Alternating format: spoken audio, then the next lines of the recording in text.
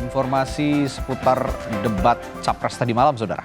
Saat Prabowo menanyakan kepada Anies Baswedan mengenai gagasan beasiswa penuh untuk atasi kekurangan dokter di Indonesia, Anies pun memberikan tanggapan bahwa pemerintah tetap harus melihat urgensi dari setiap keputusan.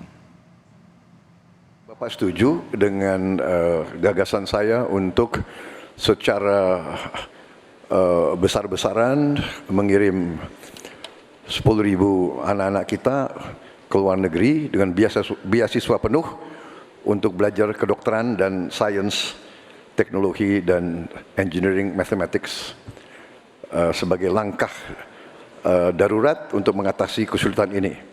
Prinsip untuk meningkatkan kompetensi kami setuju, Pak. Karena kompetensi yang meningkat bagaimanapun juga akan bermanfaat. Nah, isunya adalah kita harus melihat apa yang menjadi urgen hari ini. Dan di situ harus berbicara dengan siapa? Berbicara dengan stakeholder. Negara punya kewenangan, tapi sekali lagi pengetahuan dan situasi di lapangan kita harus berbicara dengan stakeholder. Siapa itu? Asosiasi profesi, kemudian Kementerian Kesehatan, dinas di daerah, kemudian para aktivis, para pengamat, para pakar. Kumpulkan datanya, lihat apa yang menjadi kebutuhan. Sehingga kita bukan meloncat langsung ini adalah yang dibutuhkan.